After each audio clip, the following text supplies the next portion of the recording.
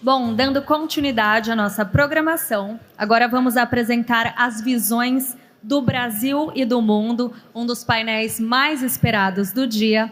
Eu convido ao palco André Esteves, chairman e sócio sênior do BTG Pactual, e o jornalista William Vac para fazer a moderação do painel. Um ótimo painel.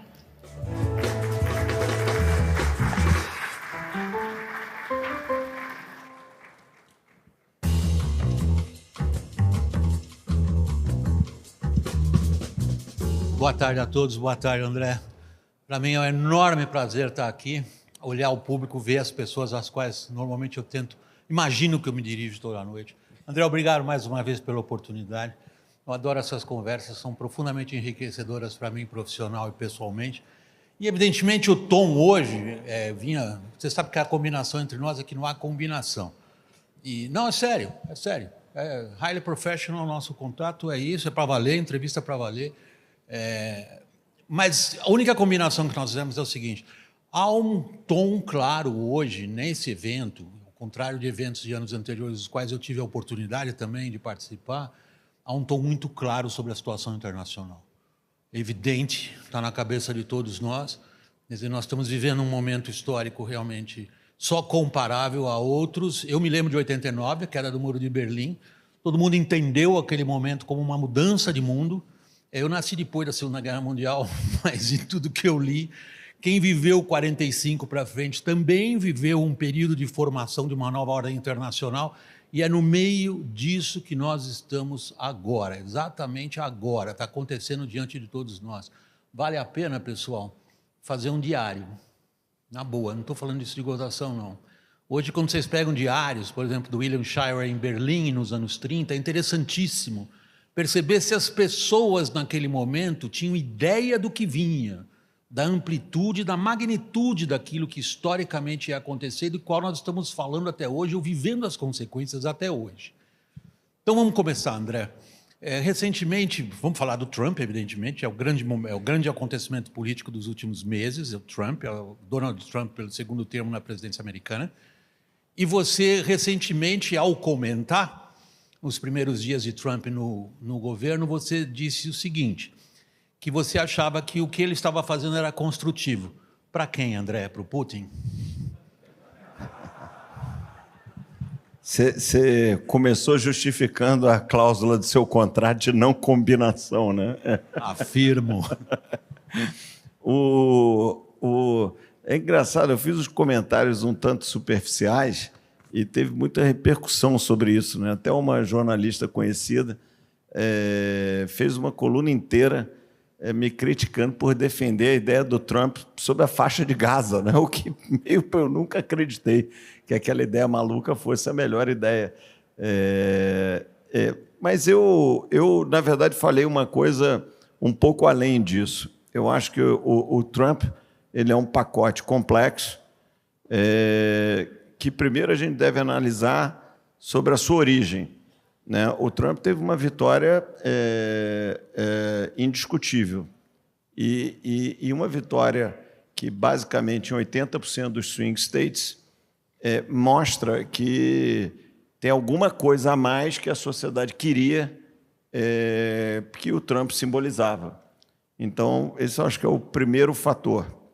E eu acho que uma coisa inegável, e eu acho que o Trump tem vários defeitos e vários problemas, e o principal deles a gente pode explorar, que é o risco ao multilateralismo, mas é inegável que o Trump traz algumas verdades um tanto duras para a mesa, né? E verdades difíceis de lidar, mas que são verdades, né? Por que o TikTok vai operar nos Estados Unidos e o WhatsApp não vai operar na China?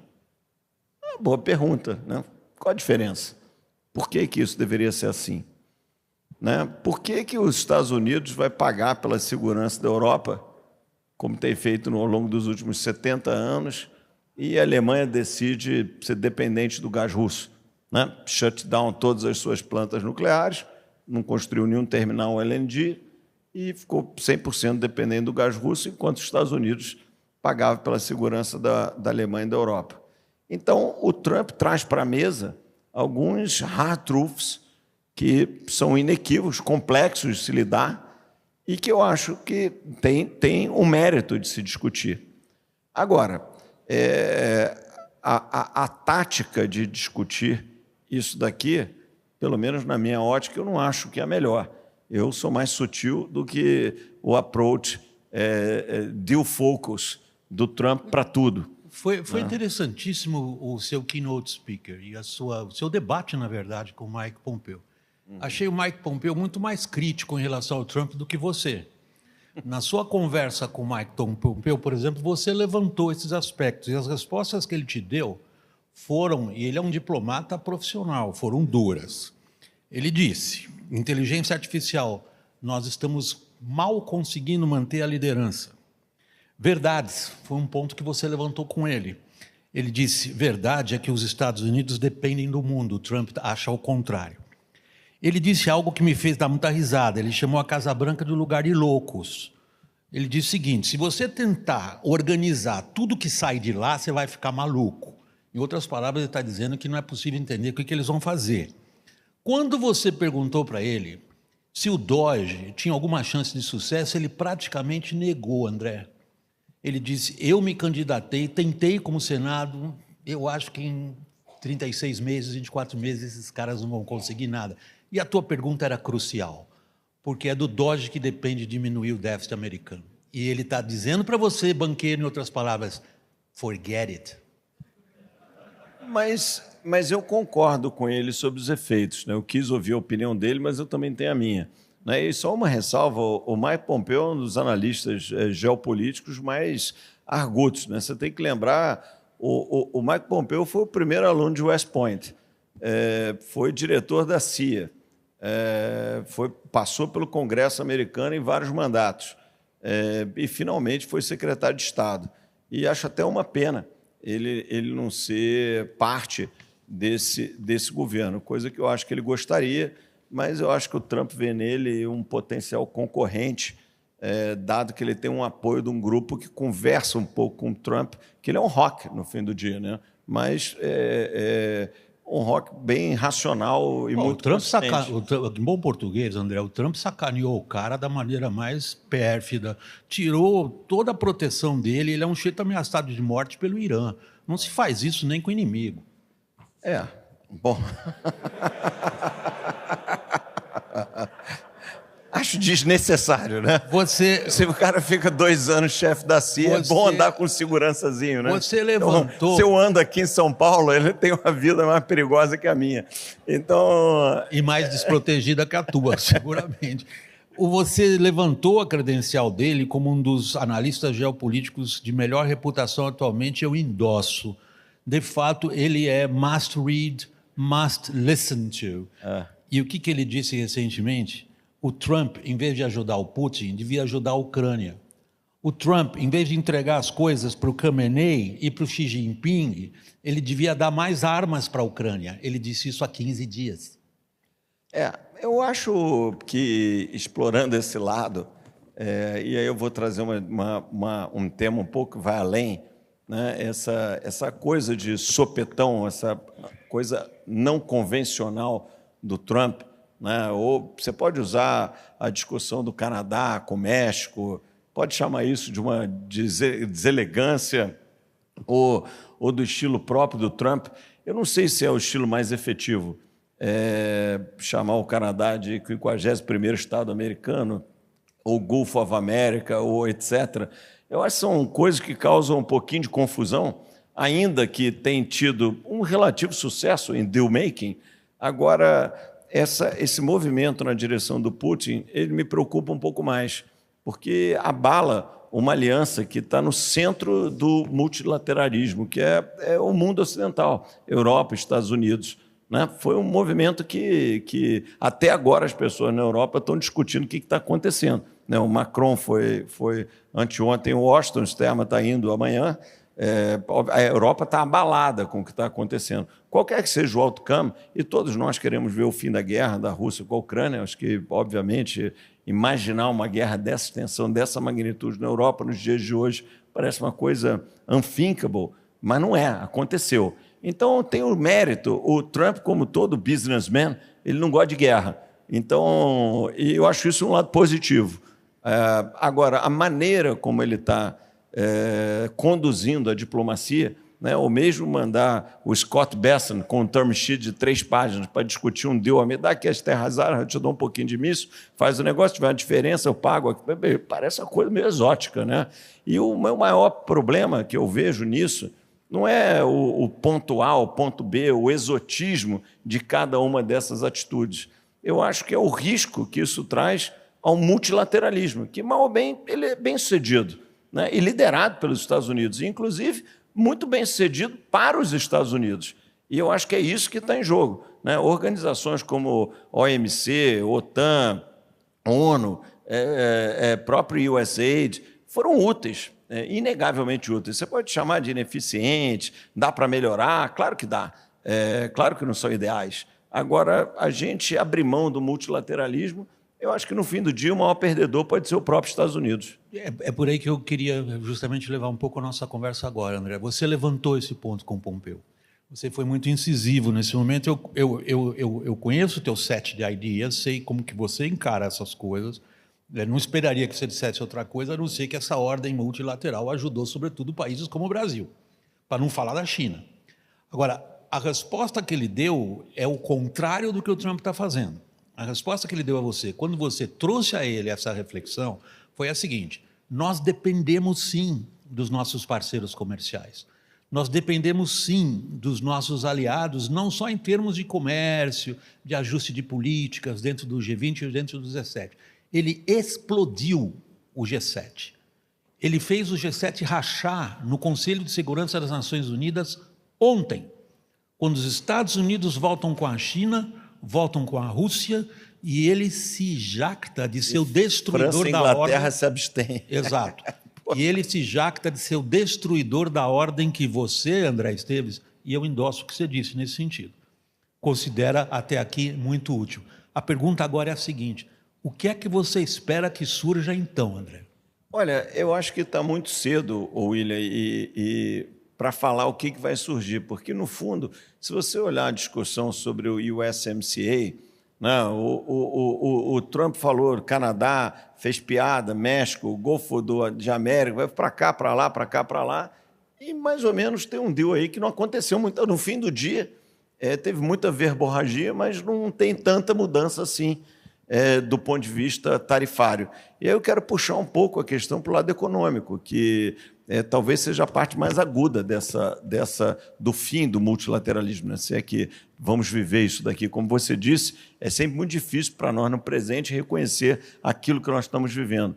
Pode ser que aconteça, a gente tem uma nova ordem mundial, ou pode ser que aconteça simplesmente nada. Isso seja uma bufanice, que são deals bilaterais que vão sendo negociados sequencialmente, mas o mundo não muda muito. A verdade é que o Trump passou 4 anos pelo governo e não mudou grandes coisas, né? Para lembrar, o USMCA é uma releitura do NAFTA que foi feito na gestão do Trump. Mas aí tem uma frase tua pronunciada há pouco relevante, hein, André? Você disse que o Trump significa algo mais amplo. Trump, ele é, digamos, a cristalização no momento histórico no qual os Estados Unidos renunciam ao seu papel de líderes da ordem internacional que eles mesmos ajudaram a constituir e liderar. E aí vem uma pergunta que a resposta tua é de alta relevância. Se você tem alguma coisa que você está acostumado a fazer, é avaliar riscos e traçar cenários, sobretudo em economia. Qual é o tamanho do risco do Trump? Olha, eu acho, até agora, isso nos beneficiou, né? Curiosamente. Né? Os mercados são sempre muito complexos de analisar, e a gente vai ter aqui na sequência um painel com 3 craques, que é o André, o Rogério e o Stuhlberg, e eu vou mudar de posição para ficar na confortável posição de entrevistador. E aí tudo será diferente. Você estava entrevistando o Pompeu. Mas o que eu acho... vamos pegar esse tema de tarifa. Okay. que eu acho que não existe nenhuma concepção pró-multilateralismo ou menos multilateralismo. Na verdade, é mais primário do que isso. Existe parte, principalmente dentro da Casa Branca, não dentro do Tesouro Americano, mas uma concepção de que, olha, tudo que é déficit, na verdade, eu estou exportando crescimento, ou, em última instância, riqueza para alguém fora dos Estados Unidos. O que é uma concepção muito curiosa, né? Porque, se você pensar, os Estados Unidos têm déficit estrutural desde o início dos anos 70, e foi o país que mais cresceu desde o início dos anos 70, mais bem-sucedido economicamente. Então, eu não vejo muito uma lógica nisso. Talvez esteja mais ligado a uma certa ideologia. No início do século passado, né, por volta de 1900, os Estados Unidos não tinham imposto de renda e tinha muito poucos impostos. Na verdade, o Estado se alimentava de tarifas. Era uma economia muito mais primária, muita importação, e tudo tinham tarifas de importação. Aos poucos, essa economia foi se transformando.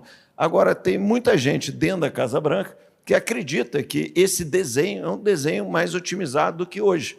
Bom, é uma crença, né? Eu não consigo ver uma prova real, e, pelo contrário, o que a gente vê de desenvolvimento é os Estados Unidos como uma sociedade de 300 milhões de pessoas, de classe média alta, sem desemprego, com a maior inovação do mundo e com todos os méritos, né? Se os Estados Unidos fosse ruim, ia ter 10 milhões de pessoas querendo sair de lá e não 10 milhões de pessoas querendo entrar lá, né?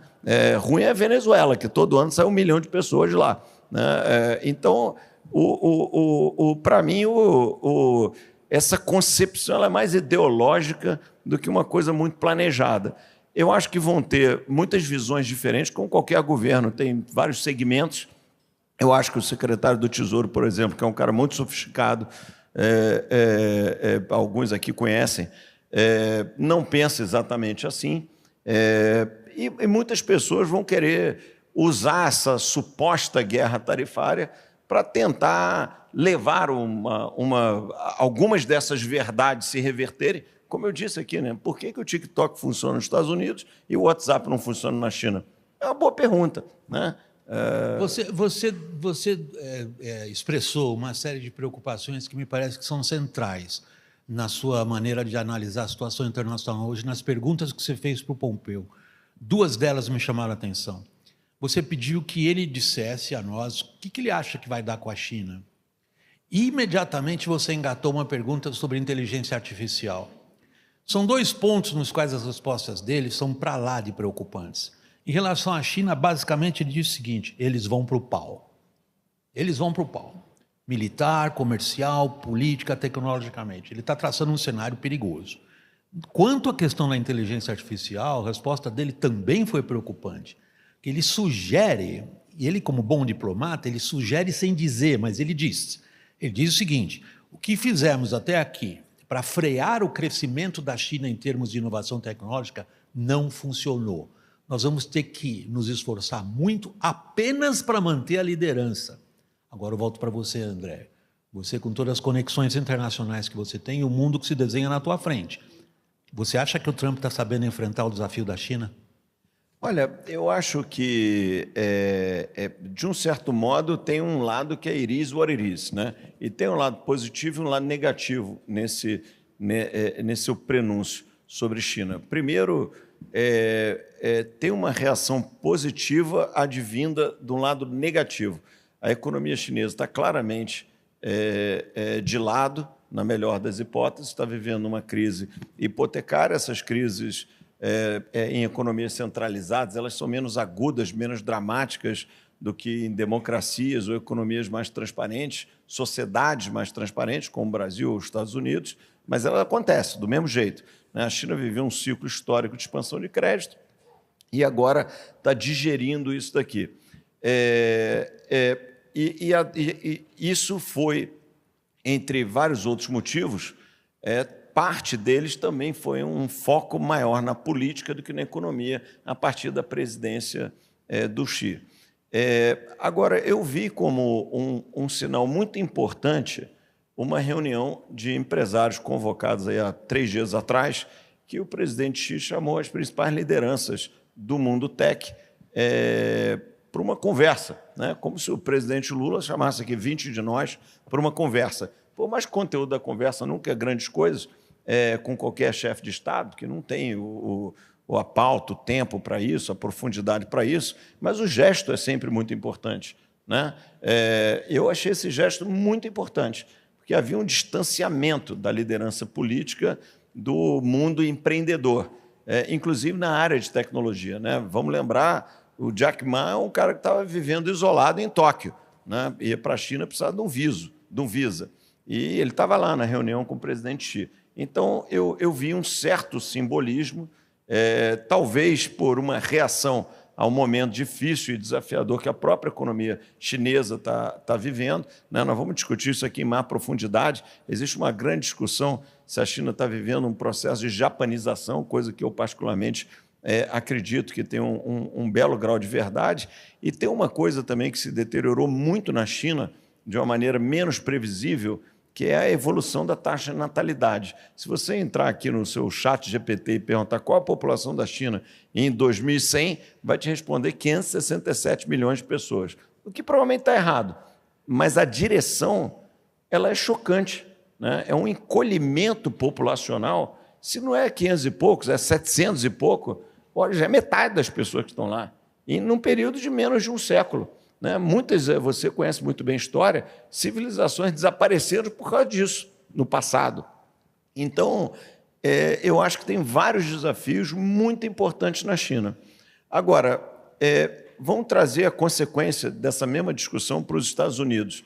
Né? Esse anúncio do DeepSeek, o DeepSeek Day, ele trouxe alguns yellow lights para a história. Primeiro, esse que o Pompeu comentou, e eu comentei, você trouxe também, de que a liderança americana não parece assim tão clara. Segundo, os modelos de negócio das empresas tech americanas podem ser que não sejam os mais eficientes, ou pode ser que não sejam sustentáveis, ou pode ser que apareça um novo disruptor, não necessariamente chinês, mas americano, para essas grandes empresas. E, curiosamente, William, isso teve uma consequência positiva no Brasil e no resto do mundo, principalmente emergente, mas no resto do mundo. Que o que foi? Nos últimos 2, 3 anos, os Estados Unidos foi tão bem sucedido em inovação que ele chupou o dinheiro do mundo inteiro. Né? O investidor, um family office da Austrália, um fundo de pensão na África do Sul, ou um investidor rico brasileiro ou colombiano, todos eles querem ter uma pontinha de exposição a essa tremenda geração de riqueza que está acontecendo nos Estados Unidos. Em que lugar do mundo uma companhia, em 24 meses, gerou 2 trilhões de dólares de market cap adicional, como foi o caso da NVIDIA? Só lá nos Estados Unidos. Nada perto disso aconteceu em nenhum outro lugar. De um certo modo, quando você volta o filme, quando o termo mercados emergentes foi criado, ele definiu uma coisa que era, olha, isso aqui é uma coisa meio opaca, eu não consigo entender direito, mas tem um alto retorno, um alto crescimento. Se você transportar por dia de hoje, nós não temos um alto crescimento, um alto retorno na Colômbia, na África do Sul, no Brasil, talvez um pouquinho na Índia. Agora, se você olhar para Silicon Valley, tem uma coisa meio opaca que tem um alto retorno, um alto crescimento. Então, esse buraco negro financeiro que chupou dinheiro do mundo inteiro, na hora que tem um evento como esse, o DeepSeek Day, e acende um sinal amarelo, será que esses modelos de negócio de fato são tão magnificent como sugere, ou de repente vão ser disrupted por alguém? E isso nos beneficiou. A nós, a Colômbia, a África do Sul, a Austrália. Eu vou voltar a esse ponto, que evidentemente parte da nossa conversa é olhar para o Brasil e as consequências disso para o Brasil e o Brasil sozinho em si. Mas há uma, digamos, a tua missão é muito difícil, André. Você é obrigado a pensar em fatores estruturantes e dos curtíssimos prazos ao mesmo tempo, e tentando estabelecer uma relação entre eles, que foi o que você acabou de fazer. Você diz, a China tem fatores estruturais que permitem que a gente olhe para frente e tenha um pouco de preocupação se eles conseguem manter o que até agora os caracterizou, com essa impressionante taxa de crescimento, de inovação e de conquista de poder. Ao mesmo tempo, Pompeu deixou na sala para todos nós aqui uma questão difícil. Ele diz, it's not on economics, quando ele fala da China. A questão deles é power. E essa é a questão por Trump. Agora, puxando o teu raciocínio, quanto que a subordinação que a gente vê hoje dos fatores de definição de política econômica aos requisitos de geopolítica causam tamanha disrupção que esses modelos aos quais você acabou de se referir perdem o significado diante da luta pelo poder. Olha, eu não estou vendo assim, pelo menos nesse estágio, existe tudo isso e tal. Agora, o Trump é um businessman, né? Cara de business não gosta de guerra. E eu acho que, nesse sentido, quando eu fiz a análise positiva, na verdade, nessa bate-papo que você se referiu há uns 10 dias atrás, eu, na verdade, falei sobre geopolítica, que eu acho que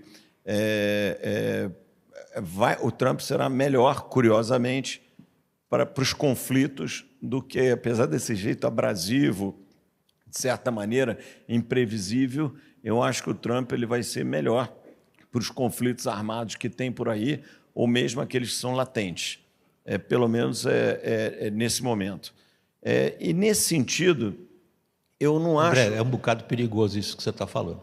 Mas, como você Pelo falou, seguinte, é uma profissão de risco, né? Se você então, fizer um cessar-fogo, é uma profissão de risco. Se você fizer um cessar-fogo na Ucrânia hoje, você dá a vitória ao Putin. Se você deixar as coisas andarem como estão andando, a China vai dizer, peraí, Taiwan é minha, vem cá, é meu isso aqui. Então, ele resolve os conflitos imediatamente e cria uma situação difícil para ele depois. Eu não sei se você quer entrar nesse rumo, eu queria puxar a conversa um pouco. O meu raciocínio era na linha de que essas economias são mais embrincadas do que parecem, as cadeias de produção estão mais, por mais que você tenha, tem o México, tem a tarifa, tem isso, tem aquilo, proibir esse investimento, você proíbe aquele. Eu acho que as coisas estão mais interligadas, é muito difícil, todos vivemos no mesmo mundo. Eu não estou tão bearish nisso, eu estou um pouco mais pessimista com a economia da China e um pouco na dúvida sobre esses mercados americanos, se eles não estão muito priced to perfection no mundo que eu acho que será mais volátil, mais incerto, porque tudo que nós estamos falando aqui, obviamente, são interpretações do momento, né? Alguém esperava que o Trump ia, de repente, mandar o seu secretário de Tesouro para fazer um deal com a Ucrânia, ligar para o Putin, vamos fazer um negócio, anunciar tudo isso, escrever um term sheet de 3 páginas, atropelar a Europa. Eu não esperava isso e acho que quase ninguém esperava isso. Então, obviamente, que nós temos que trazer um grau de certeza para qualquer análise. Mas uma coisa me parece muito clara, o Trump ele é um cara de business e não gosta de guerra. Se ele vai gerar uma guerra por uma série de atitudes desastradas, às vezes até acontece, mas eu não acho que é a intenção, né? Estou vendo aquele cronômetro horroroso lá na frente, nós temos mais 10 minutos na nossa conversa. Pode ter um choro, se os organizadores aprovam. Tudo bem. Vamos trazer a conversa, então, um pouco mais para o nosso lado? Vamos vendo o grau das perguntas. Tal. Até aqui dá para ter um choro. Você há pouco se referia a uma situação de grave disrupção internacional, nós estamos diante dela, se a gente gosta ou não gosta é outro problema, não é essa a questão, que inicialmente você diz nos favorece. Vamos colocar uma hipótese na mesa, eu gostaria muito de ver como é que você abraça essa hipótese. Trump, como você diz, um businessman, cria uma situação na qual ele se entende com a China. É uma possibilidade muito analisada por comentaristas internacionais, sobretudo da imprensa europeia. Ele se entende com a China. E para nós, o que isso significa? Olha, eu acho que a gente está um pouco à margem dessa briga. Primeiro, do ponto de vista tarifário, né? Tarifas são instrumentos mais aplicáveis a produtos industriais. E nós somos exportadores de commodities, né? Tirando aviões da Embraer ou uma ou outra indústria que a gente é bem sucedido, mas tudo aquilo que a gente exporta ou são commodities ou derivados de, né? Inclui proteína processada, inclui pulp and paper, mas nós somos vendedor de commodities. E acima de tudo, commodities alimentares. O Brasil, da demanda mundial dos próximos 20 anos, o delta de crescimento de consumo alimentar, o Brasil vai ser responsável por prover 80% dessa demanda adicional. Então, nós temos uma certa relevância geopolítica, não é pela nosso poderio militar ou a nossa localização geográfica ou as nossas alianças. Eu acho que é pelo nosso papel em food security. Se você for conversar com qualquer senior officer no Middle East ou na China, esse é uma coisa que está no top of mind de qualquer um desses personagens. Então, eu acho que o Brasil, mesmo no mundo ou mais dividido ou mais unido, se a gente não fizer bobagem, eu acho que a gente consegue navegar numa boa. No caso tarifário, a gente ainda tem um adicional, um plus, que a gente é um dos poucos países, se eu não estou enganado, acho que é o único do G20 que tem déficit com os Estados Unidos, né? Os Estados Unidos é superavitário com o Brasil.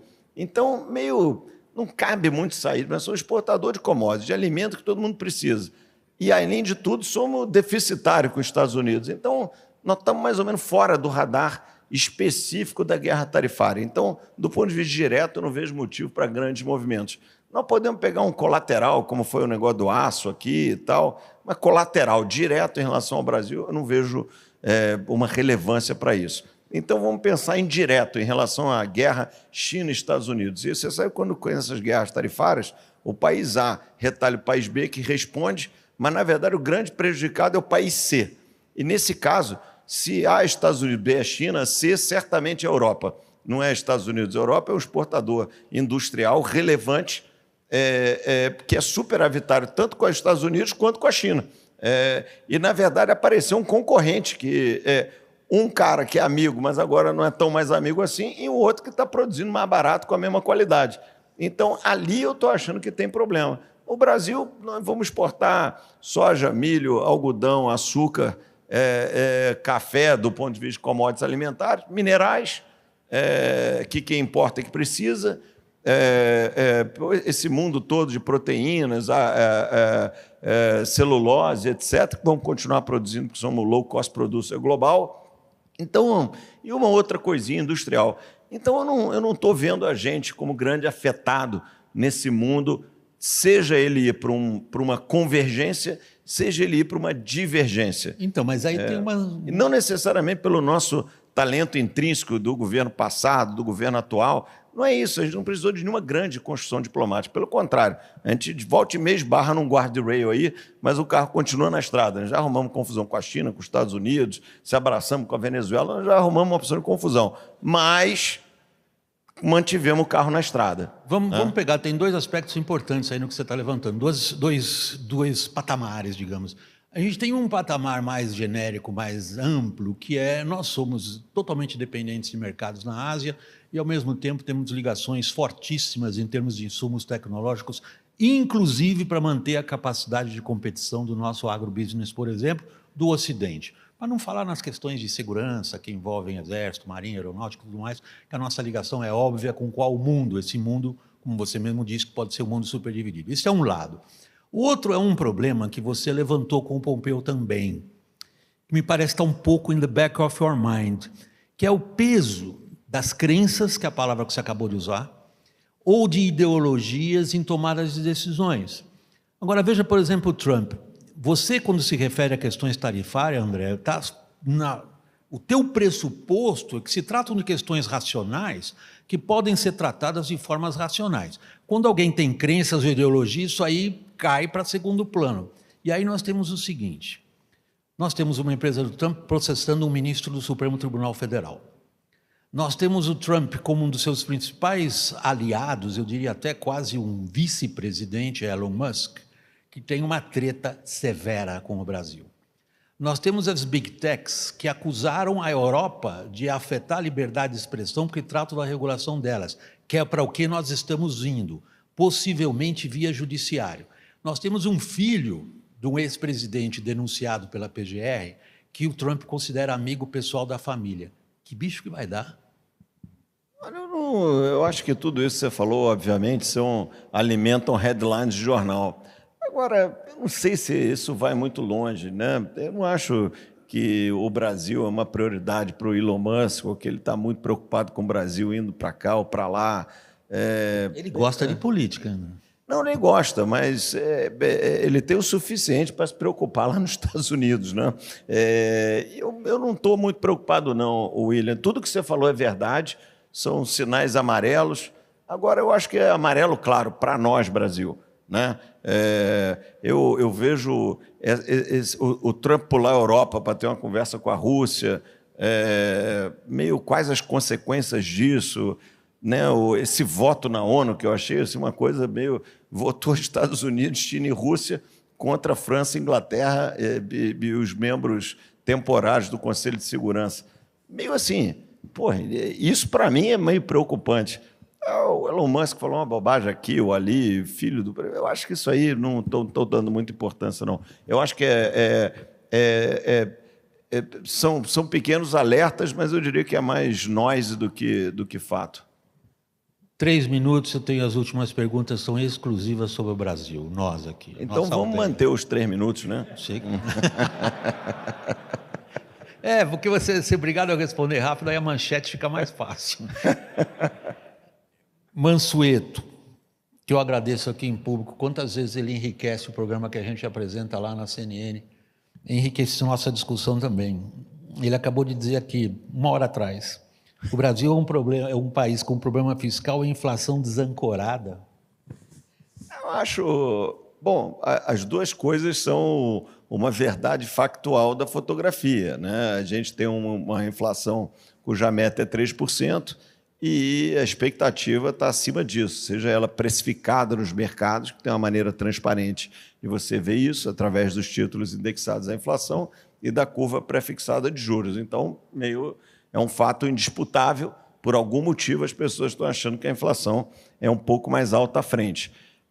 Agora, importante dizer que é um mais alta, mas a gente não está numa estratégia ou numa história de inflação divergente, onde os mercados precificam 5% em vez de 3%, depois 6%, depois 8%, depois 10%, depois 15%.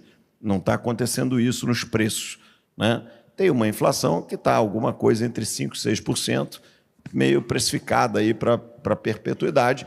E, obviamente, é um desafio para o Banco Central, que está agindo tecnicamente. O Banco Central está fazendo um ciclo agressivo de juros, né? Esse pace de mudança de juros de 100 basis points por reunião do Copom é um pace agressivo. André, te preocupa o que muita gente considera que a política monetária não está mais conseguindo segurar a inflação?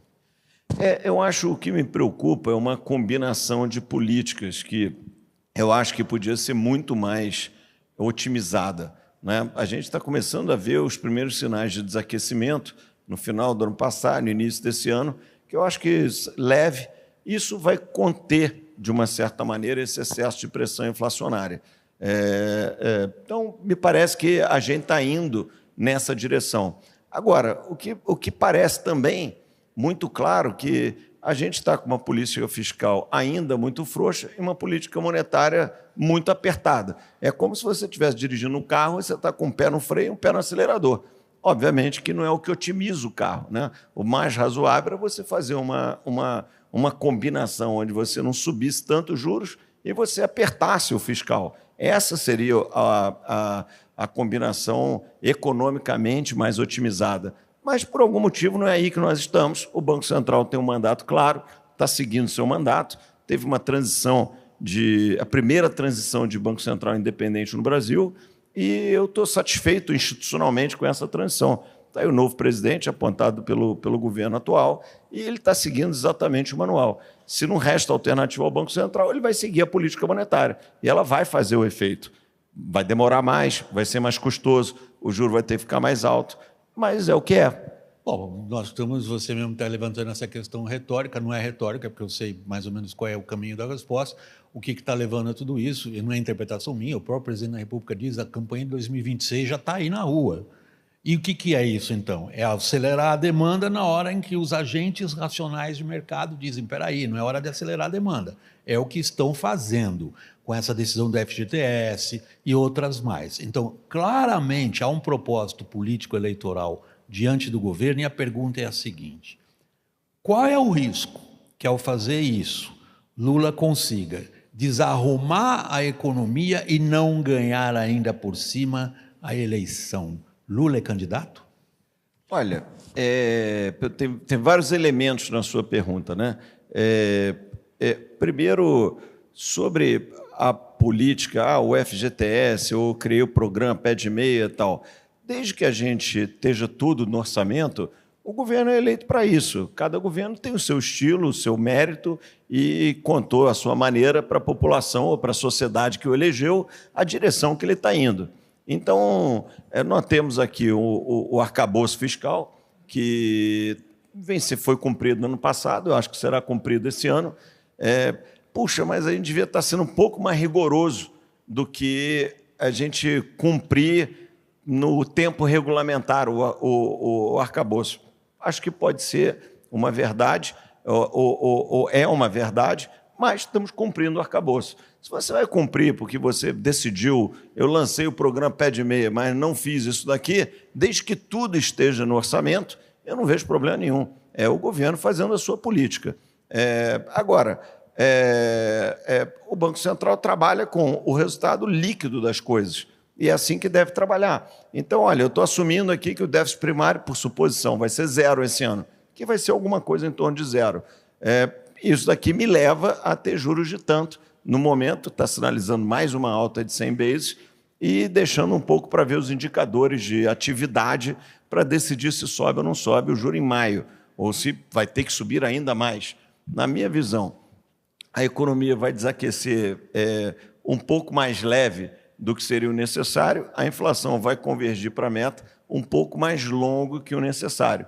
Agora, a dúvida, como você colocou, será que vai bater uma ansiedade de ver a economia desaquecendo e aí começar a descumprir as regras fiscais? Eu acho que seria um erro. Isso não está na mesa. Mas pode ser que em algum momento esteja. Nós já estamos nisso. O parafiscal não te preocupa? Não, por enquanto não, porque, na verdade, o parafiscal ele é muito pequeno, né? Se você pensar como é que era há 10 anos atrás, a gente tinha muito menos governança sobre o parafiscal. Em algum momento do tempo, nós tivemos 600 bilhões de dívida subordinada do Tesouro em bancos públicos, né? Nós tínhamos o BNDES emprestando mais do que o Banco Mundial a taxas subsidiadas. Nós tínhamos tarifas congeladas. Então, as duas maiores estatais do país estavam em situação financeira periclitante, Petrobras e Eletrobras. Então, eu não acho que a gente está nisso, não estamos nem perto disso. Primeiro, a Eletrobras, a economia se privatizou e eu acho que a governança de várias entidades também melhorou muito.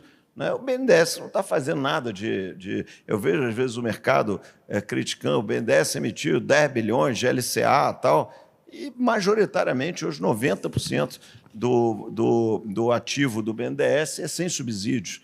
E o BNDES está emprestando menos de 2% do PIB. A média histórica de 40 anos é mais ou menos em torno de 2% do PIB. Então, eu não estou vendo nada acontecendo do ponto de vista parafiscal que me preocupe. Tem uma outra coisa. O cara lançou o Vale Gás, não botou no orçamento, 3, 4 bi.